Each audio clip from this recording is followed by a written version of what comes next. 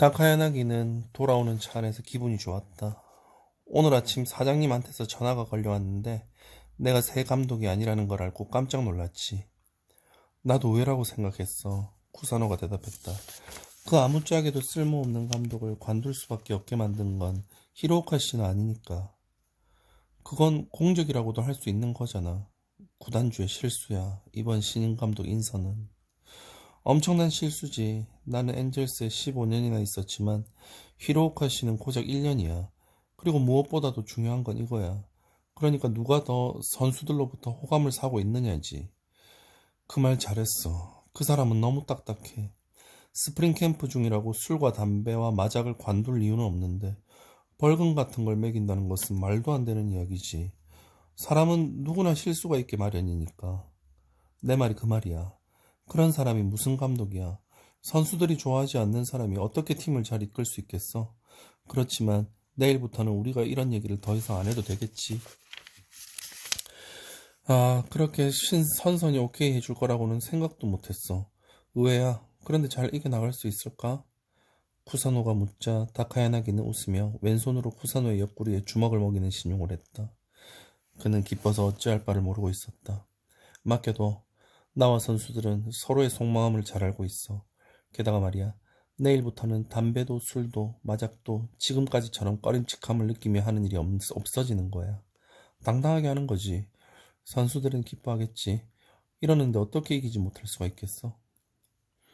구단주한테는 어떻게 말할 생각이야? 간단해.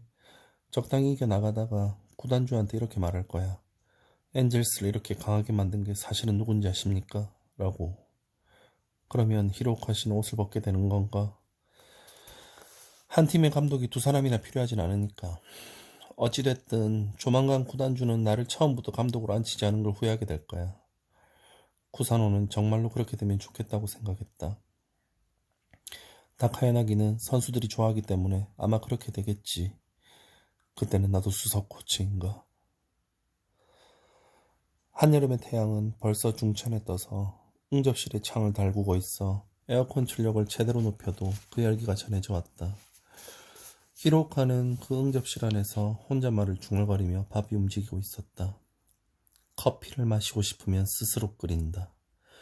토스트를 먹고 싶으면 스스로 굽는다. 식탁 위에는 식은 베이컨 앤드 에그가 놓여 있었는데 그걸 데우지 않고 먹기로 했다. 안 그러면 얼마 안 있어 저녁 식사까지 스스로 해먹지 않을 수 없게 될지도 모른다.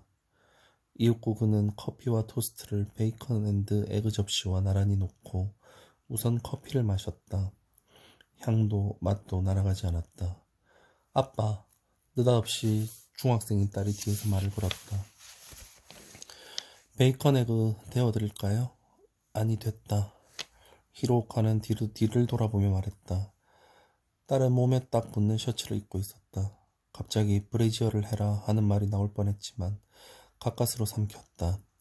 777 못하다고 말해도 그녀는 왜 그렇게 777 못한지 분명히 이해할 수 없을 거라고 생각했다. 간단해요. 프라이팬에 얹어 놓기만 하면 돼요. 주세요. 해드릴게요. 그녀가 손을 뻗어 베이컨 앤드 에그 접시를 집으려 했다. 히로오카는 그때 슬슬 딸에게도 부부라는 게 어떤 것인가를 가르쳐주지 않으면 안 되겠다고 생각했다. 프라이드라는 게 뭔지 알고 있지? 알아요. 사람은 누구나 갖고 있는 거잖아요. 그래, 그렇기 때문에 넌 부엌에 서서 아빠를 위해 프라이팬을 휘두르거나 하면 안 되는 거야. 어머, 어째서요? 엄마의 프라이드를 위해서지. 무슨 말씀인지 모르겠어요. 사실은 아빠도 자세한 건 모른다. 하지만 아빠는 다시 읽겠습니다. 하지만 아빠는 누군가에게 뭔가를 해달라고 하고 싶을 때는 엄마한테 부탁한다. 히로카는 딸의 표정을 살폈다. 딸아이는 납득할 수 있을까?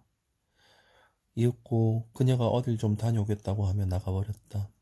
그는 토스트를 먹고 난 뒤 스포츠 신문을 펼쳤다. 세 개의 신문을 봤는데 전부 그의 감독 취임 기사로 일면이 채워져 있었다. 새삼스럽게 기자회견 내용을 읽어보았다. 지독하군. 그는 입 밖으로 소리를 내 중얼거렸다. 자신이 보아도 정 떨어지는 말들이었다. 전부 사실이었지만 이래서야 선수들이 노발대발하는 것도 무리는 아니다. 그러고서 자신의 경력을 읽었다. 작은 박스 기사로 실려 있었다. 1954년 와세다대를 졸업하고 유격수로 자이언츠에 입단. 그해 타율 3할 1푼 4리로 신인왕 획득. 1958년부터 나가시마와 삼유간 콤비가 되어 그 화려한 수비로 전후 프로야구의 한 획을 그었다. 하지만 1966년 연말 당시 가와카미 감독과의 충돌이 표면화되어 자이언츠를 떠났다. 읽으며 쓴웃음이 지어졌다. 신문기자들은 어떻게 해서라도 가와카미 감독과의 불화를 잊고 싶지 않은 모양이었다. 항상 이 에피소드가 자신의 경력 뒤에 달라붙는 것이다. 그러나 자이언츠를 무너뜨릴 팀을 만들지 못하면 영원히 이 에피소드가 내 야구 생활의 최후의 에피소드가 될 것이다. 이면에는 어젯밤 게임의 결과가 나와 있었다. 엔젤스 감독 교체의 분발, 히로오카 엔젤스 어쨌든 상쾌하게 1승, 자이언츠 죽은 말의 체이다. 해설 기사들만 골라 쭉 훑어보니 그 안에 포수 이치가와의 코멘트가 나와 있다. 그것은 그를 기쁘게 했다. 오늘 밤 게임은 모두를 분발했다. 다시 읽겠습니다. 오늘 밤 게임은 모두들 분발했다. 그러나 그 중에도 나는 특별한 왜 이러지? 다시 읽겠습니다. 오늘 밤 게임은 모두들 분발했다. 그러나 그 중에도 나는 특별히 분발했다. 게임이 한창일 때 돌연 그런 기분이 들었다. 끝내기 홈런을 친 공은 커브만 노려서 치라는 말을 감독님한테서 들었다. 히로카는 다카야나기한테 지휘권을 넘겨버리는 모양이 된 게 너무도 후회스러웠다. 이치가와 같은 선수가 다카야나기의 방식 때문에 기운이 빠지지 말아야 할 텐데 하는 생각이 돌연든 것이다. 오후에 히로카는 시나가와에 있는 퍼시픽 호텔로 갔다. 지하 주차장에서 곧바로 엘리베이터로 30층까지 올라갔다. 거기 있는 레스토랑이 약속 장소였다. 낮 시간이어서 그런지 손님은 얼마 되지 않았다. 대충 둘러보니 창가의 테이블에 와타카이가 앉아 식사를 하고 있었다. 그는 히로카와 같은 해에 고등학교에서 입단한 포수였는데 그 이듬해 스프링 캠프에서 사소한 부상을 당한 게 탈이나 끝까지 주전이 되어보지 못하고 그라운드를 떠났다. 그 당시에 자이언츠에는 우수한 소질을 지닌 포수가 몇 명이나 있어 전부 기회를 노리고 있었다. 후지타 시게루나 모리아키 이코 등이 그들이었다.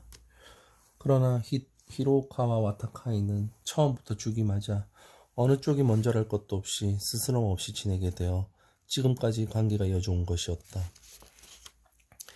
와타카이는 지금은 라디오 해설자를 하고 있었다. 자네 또 집에서 굶고 나왔나? 자리에 앉으며 히로카가 말을 건넸다. 보시는 바와 같이 우리 아내는 아직 이불 속에 있거든. 자네는 먹고 왔겠지? 잘 알지. 항상 뭘 먹는지. 손수 구운 버터 토스트. 그런 셈이지. 남자가 먹고 싶을 때 먹는다는 건 정말이지 어려운 거야. 그런데 비프 스튜를 비운 와타카이가 진지한 어조로 물었다. 지금 시간에 나하고 이런 바보 같은 얘기나 주고받고 있어도 괜찮아? 원래대로라면 구장에 가보지 않으면 안 되는 시간이야. 그러면 가봐야지. 아직 취임한 지 이틀밖에 안 됐잖아. 못 됐는데. 그런데 난 그렇게 빨리 안 가도 되게 됐어. 무슨 말이야 그게? 코치들이 힘을 내겠다고 말했거든. 코치들한테 맡겨버린 거야? 그래. 뭐 연습 정도야 괜찮겠지. 요새는 별로 유행하지 않지만 미즈하라 씨가 감독일 때 그랬던 모양이던데. 그 사람은 게임 때밖에 안 왔지. 나는 게임도 맡겼어. 와타카이의 입이 딱 벌어지더니 다물어질 줄을 몰랐다. 입을 뻐끔거리기만 할 뿐 목소리가 나오지 않았다. 그는 황급히 물을 들이켜고 난 뒤 말했다. 도대체 무슨 생각이야? 일의 성격에 따라서는 라디오에서 떠벌려 버릴 거야. 바보들이 맡겨달라고 말하더군. 바보지만 바보 나름대로 생각이 있는 모양이야. 뾰족한 수가 없으리라는 건 뻔하지만 말이야. 어떻게 되는 거야? 별일 없겠지. 앞으로 엔젤스의 패배가 많아지는 것뿐일 테지. 대단한 배짱이지만 이기면 어떻게 되는 거야? 나는 지는 쪽에 걸겠어. 아마 그들은 점점 궁지로 몰리다가 수습이 안 될 때 집어치우겠지. 그때가 녀석들의 마지막이 될 거야. 위험한 도박이군. 결말을 다 알고 있으니까. 그건 알겠어. 그런데 그 이야기를 하려고 일부러 여기까지 온 건 아닐 테고. 용건이 뭐야? 와타카이는 부드러운 소파에서 약간 엉덩이를 떼더니 다시 고쳐 앉았다. 그의 말투에는 어떤 이야기라도 들어주겠다고 하는 분명한 호의의 울림이 담겨 있었다. 지금의 멤버로는 무슨 짓을 해도 엔젤스를 이기게 할 수는 없어. 히로카는 말했다. 1급 물건이라고 할 수 있는 건 좌익수 다카라 한 명이야. 다음은 포수인 이치가와가 그만한 수준이고 그 외 나머지는 전부 바보들이야. 2급 정도도 안 되고 3급 따라지까지 주전으로 뛰는 상황이지. 그래서 트레이드를 하지 않으면 안 돼. 나한테 스카우터가 돼달라는 말이야? 와타카이는 생각에 잠겼다. 그는 야구 방송의 해설을 하면서 그 라디오 방송국으로부터 거액의 전속료를 받고 있었다. 내가 어디에서 월급을 받고 있는지는 알고 있지. 게다가 프런트는 뭐해? 엔젤스에도 프런트가 있고 스카우트 담당이 있잖아. 가르쳐 줄게. 프런트는 엔젤스의 달력과 펜북을 만드는 것 외에는 일을 안 하고 있는 것 같아. 제대로 된 스카우터도 있지. 엄청 빨빨거리고 돌아다니고 있어. 그러나 그들이 대체 어떤 선수를 입단시켰다는 거야? 그렇게 욱하지 말라고. 그러면 어떻게 하면 좋겠어? 특별히 어떤 걸 할 필요는 없어. 다만 관찰해 주기만 하면 돼. 방송석에서 보면 될 거야. 하지만 특정 구단만이 아니야. 전부야. 그러면 프로야구 전 선수잖아. 말은 쉽게 하지만 간단하지는 않을걸. 대략적인 것만 관찰해주면 돼. 발이 빠른지 느린지, 타격이 좋은지 나쁜지, 변화구에 강한지 직구에 강한지, 어깨가 강한지 약한지, 그리고 파워는 있는데 주전으로 못 뛰는 선수가 있다면 왜 주전이 못 되었는지, 그리고 이게 가장 중요한데 이게 좋은지 어떤지. 히로카는 손가락으로 자신의 머리를 가리켰다. 이게 나쁜 녀석은 쓸 수가 없어. 거듭 말하지만 그걸 정말 나 한 사람한테 시킬 작정이야?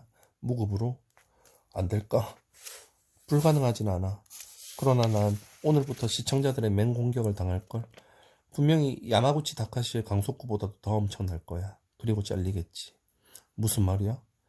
여자 엉덩이를 졸졸 따라다니는 듯한 눈초리로 선수를 관찰해가며 어떻게 나의 트레이드마크인 화려한 수다를 떨 수 있겠어? 그때는 우리 팀이 2군으로 와. 코치가 되어줘. 히로오카는 와타카의 얼굴이 보통 때보다 굳어있는 걸 보았다. 약간 반성의 마음도 들었다. 그러나 와타카이 외에는 이런 일을 부탁할 만한 사람이 없었다. 그도 그런 사정을 이해해 줄 것이다. 그리고 그는 반드시 해줄 것이라고 기대했다. 야구감독 여기까지 읽겠습니다.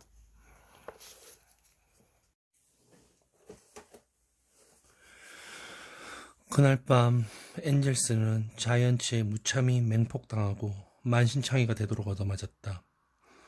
선수들이 의욕다운 걸 보인 건 게임 시작 전 불과 한순간뿐이었다. 최초의 수비에 임하기 직전 다카야나기가 공연히 큰 소리로 자 가자 하고 기합을 넣었을 때였다. 1회 초 자이언츠가 시작하자마자 곧바로 3점을 얻자 투수는 잔뜩 움츠러들어 공다운 공을 뿌릴 수 없게 되고 말았다. 자이언츠 선수들은 그 뒤로 배팅 연습을 즐기듯이 다시 2점을 보탰다. 선수들이 벤치로 돌아오자 다카야나기는 적시에 실책을 저지른 유격수 가노를 곧바로 닦아 세웠다. 너 뭐야 그 꼴이 바보 아니야? 가노는 입단 3년 차인 젊은 선수였다. 그 말을 듣고 그의 몸은 딱딱하게 굳어버렸다. 몸이 움직이지 않게 되어버렸다는 게 한눈에 보였다. 또 실책이 나오겠구나 하고 히로오카는 생각했다. 그의 예상대로였다. 3회에는 평범한 땅볼을 2번 연속 잡지 못했다. 5회까지 경기는 완전히 자이언츠의 일방적인 페이스였다. 투수가 계속해서 얻어맞아 스코어는 8대 0이었다. 그러나 엔젤스 벤치는 화기애애했다. 자신들이 이기고 있는지 지고 있는지 그런 건 누구도 신경 쓰지 않았다. 그들은 골프와 마장 얘기만 하고 있었다. 6회 엔젤스는 4번 허더슨의 3점 홈런으로 따라붙었다. 그러나 자이언츠는 그때 13점을 얻고 있었다. 허드슨은 다음 회가 되자 수비를 나가려고 하지 않았다. 다른 많은 주전 선수들이 그렇게 해왔기 때문이었다. 그들은 다카야나기에게 이런 식으로 말했다. 이 상황에서 이번 게임은 틀렸어요. 내일을 위해 우리들은 쉬고 젊은 선수들에게 기회를 주는 게 낫지 않을까요? 주전 선수들 중에 끝까지 경기에 나오는 사람은 자이언츠의 시바타와 도로왕 타이틀 경쟁을 벌이고 있는 다카하라와 포수인 이치가와뿐이었다. 히로오카는 너무도 한심해서 보고 있을 수가 없었다. 결국 16대 3이라고 하는 대패였는데 다카야나기는 경기가 끝난 뒤에도 히로오카에게 한마디도 입을 열지 않았다. 이어진 한 주 동안 엔젤스는 다시 연패를 이어갔다. 요코하마에서 웨일스와의 3연전에서 연패. 그 가운데 두 시합은 덤으로 매회 안타를 얻어맞았다. 그 다음 고시엔으로 이동해 타이거스와의 3연전에서 또 연패. 다부치 한 사람한테만 레프트 스탠드로 떨어지는 홈런을 5발이나 얻어맞았다. 신문에서 쓸 필요도 없이 엔젤스는 최하위를 굳건히 하려고 노력하고 있었다. 그리고 다음에 히로시마 카프전은 결국 최악의 경기가 되었다. 첫 경기에서 23대 0으로 진 것이었다. 구단 창립 이래 최다 실점 기록이었다. 마지막으로 등판한 시모조는 다시 읽겠습니다. 불펜 투수가 아무도 남아있지 않았기 때문에 혼자서 11점이나 빼앗기는 처지가 되었는데 카프의 마지막 타자인 기누가사가 마음씨 좋은 선수가 아니었다면 점수를 더 빼앗겼을 게 틀림없다. 기누가사가 타석에 들어섰을 때는 말루 찬스였다. 그러나 기누가사는 시모조의 눈에서 눈물이 흐르고 있다는 것을 알고는 어떤 공이라도 헛스윙을 하겠다고 결심한 것 같았다.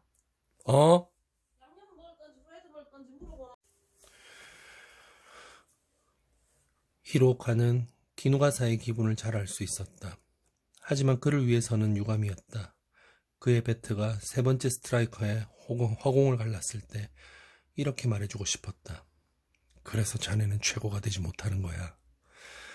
구장에서 숙소인 호텔로 돌아오자 전보가 와 있었다.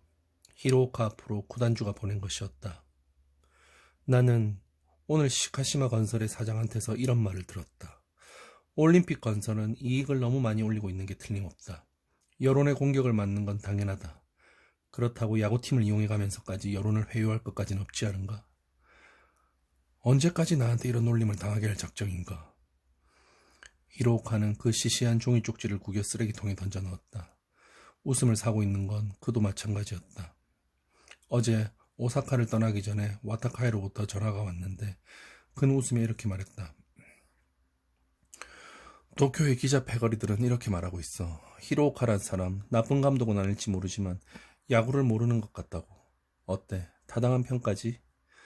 수화기를 거칠게 내려놓았지만 그것은 히로오카가 가장 두려워하던 점이었다. 그는 자신이 얼마나 자부심이 높은 남자인지를 잘 알고 있다고 생각했고 그 기분을 만족시키기 위해 많은 노력을 해왔다. 자신의 경력을 소중히 여겼다. 그렇게 하는 것이 자신을 위해서 필요했다. 그것이 이번 감독 부임으로 허사로 돌아가 버리는 것은 참을 수 없었다. 어처구니없이 잘못된 판단을 하고 말았던 것일까? 다카야나기 등이 8연패나 당하고 팀을 이렇게까지 수습이 어려울 정도로 끌고 가리라고는 예상하지 않았다. 그러나 히로오카 쪽에서 지휘권을 내놓으라는 말은 하지 않았다. 그들은 기꺼이 지휘권을 내놓으며 감독의 명령이었다고 말할 것이다. 그리고 또 적당한 시기가 되면 협박해올 게 뻔했다. 여기서는 무슨 일이 있더라도 기다릴 수밖에 없었다. 그리고 아무것도 하지 않는 게 가장 좋은 것이라고 하는 소극적 전술밖에 선택할 수 없다는 게 히로오카를 더 한층 초조하게 만들었다. 불현듯 누군가 문을 노크했다. 노크 소리는 주위를 꺼리는 듯 아주 작았다. 문을 열자 이치가와가 방 안으로 들어왔다. 무척 흥분한 모습이었다. 무슨 일이야? 하고 히로오카가 물었다. 우리들이 어째서 다카야나기 씨의 말을 듣지 않으면 안 됩니까? 다카야나기 씨가 감독입니까? 이치가와의 말투는 격했다. 움켜진 주먹이 떨리고 있다. 그러나 이치가와의 이야기를 듣고만 있을 수는 없었다. 자네들은 뭔가 의문이 들 때면 항상 이렇게 직접 감독을 찾아오나? 감독이 마음에 안 들면 구단주한테 가겠군. 그렇게 하는 선수도 있습니다. 그러나 저는 오늘이 처음입니다. 도저히 참을 수가 없습니다. 그런가? 그렇다면 자네는 그라운드에서 허슬 플레이를 하면 돼. 코치의 명령은 감독의 명령이다. 이것이 답이다. 그렇습니까? 그렇다면 그걸로 됐습니다. 그러나 허슬 플레이를 할 수 없을 때는 어떻게 하면 됩니까? 제가 오늘 어떤 경우를 당했는지 감독님은 알고 있습니까? 모른다. 그럼 가르쳐 드리지요. 간밤에 술이 덜 깬 투수를 2명이나 상대하지 않으면 안 되었습니다. 이치가와는 북받치는 분통함 때문에 선체로 울기 시작했다. 저는 골목야구의 포수가 아닙니다. 그런데도 술이 덜 깨 휘청휘청대는 투수의 공을 받았습니다. 그렇게 수치스러운 경험은 태어나서 처음입니다. 감독님, 언제까지 이런 말도 안 되는 일이 계속되어야 합니까? 알았다. 히로오카는 말했다. 그 말 외에는 대답할 말이 없었다. 어떤 식으로 알았다는 말입니까? 얘기를 들었다. 자네 이야기가 어떤 건지 알았다는 말이다. 그렇다면 감독님은 모르는 겁니다. 히로오카는 이치가와를 동정했다. 문득 무언가 마음이 담긴 말을 건네고 싶다는 유혹에 사로잡혔다. 이치가와에게는 그만한 가치가 있었다. 그러나 히로오카는 어떤 때일지라도 그 유혹에 감독이 지면 그 순간부터 팀의 약체화가 시작된다는 걸 알고 있었다. 이치가와는 쉽게 우는 소리를 하는 선수가 되고 말 것이다. 내가 알았다고 말했지 않나. 히로오카는 말했다. 알았다. 이야기는 들었다. 그러니까 돌아가서 쉬어. 이치가와를 돌려보낸 뒤 그는 팀 이름이 새겨진 원종용 백에서 위스키를 꺼내 조금 따라 마셨다. 뭐라도 좋으니 다 부셔버리고 싶다는 분노에 휩싸였다. 그런 마음을 달래지 않으면 안 되었다. 이 호텔방의 모든 집기들은 견고한 것들이었다. 제기를. 히로오카는 마구 욕을 했다. 술이 취해 있었다고? 바보 천치 녀석. 야구 감독 여기까지 읽겠습니다.